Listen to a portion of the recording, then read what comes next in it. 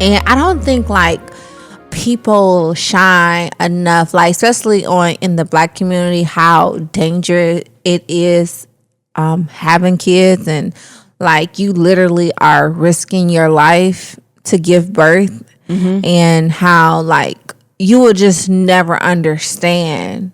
Talked about when Hood Healer was here, we talked about like just the health and everything else, and just just what goes into it when you even have from your primary care doctor to your OBGYN to the hospital to everything, where it's just like you feel as though you don't get this, especially as women of color, you don't get the same treatment. They literally, like my personal experience, right? So I was admitted into the hospital at 23 weeks, right? At 23 weeks, my cervix was opening up, and just imagine you go to a regular doctor's visit, like you just go in for a sonogram, and they're like, "Oh no, Miss Lacey, you know what I mean? We have to admit you now. Like your cervix is open. You could literally give birth at any second." So they wheeled me to the hospital. I get to the hospital now. Once I get to the hospital, since I'm only at 23 weeks, you have all these neonatal surgeons coming in, all these white coats, like speaking in terms that you don't understand. They're shoving all this paperwork in your face, asking you if you want to give permission for them to resuscitate. Not only are they asking you, do you want to give permission to resuscitate your child?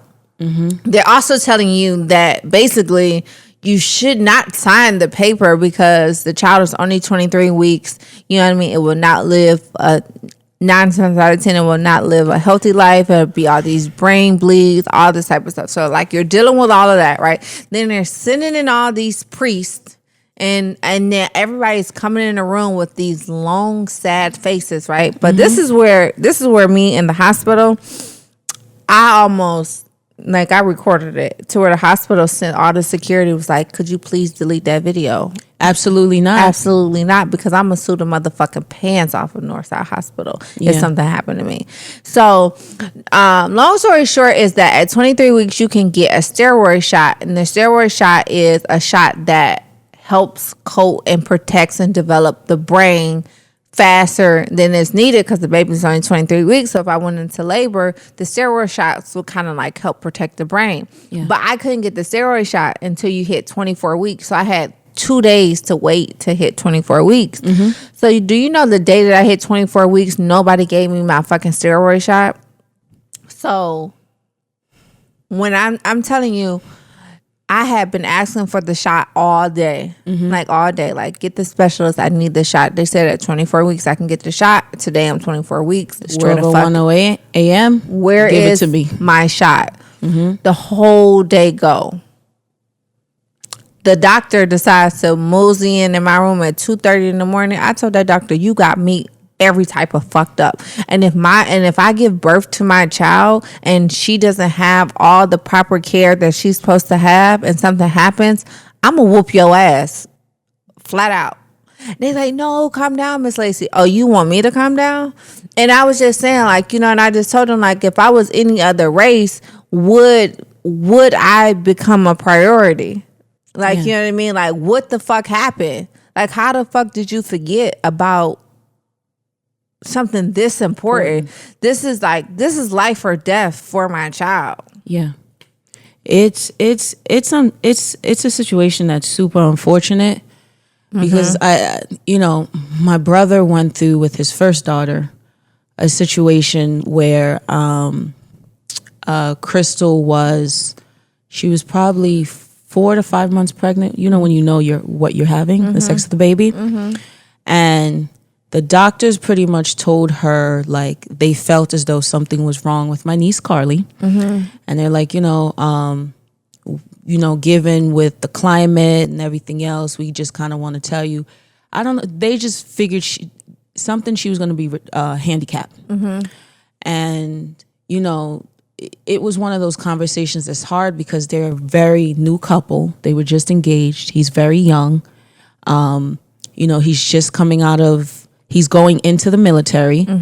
So she now has to make the decision like, okay, am I going to be able to take care of this child?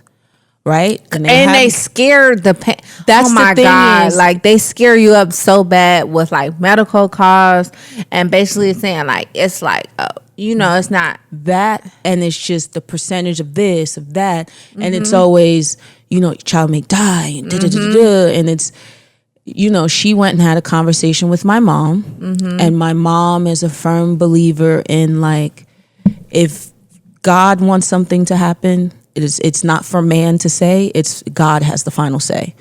So she was like, listen, whatever may happen with Carly, I'm going to be there to help provide and take care of her, even if I need to retire, whatever I do. This is my first grandchild. There's no abortion. There's no whatever they're trying to say. And do you know there ain't nothing wrong with Carly? Girl, when I tell you he is an amazing God. Nothing.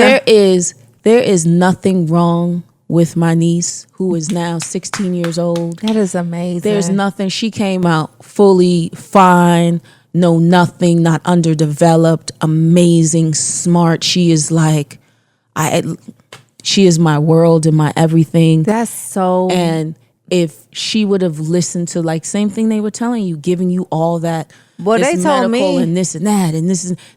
I just feel like it's very fearful and it's quick information, and they're expecting you to make a lifelong decision off of a split second, second, like you said.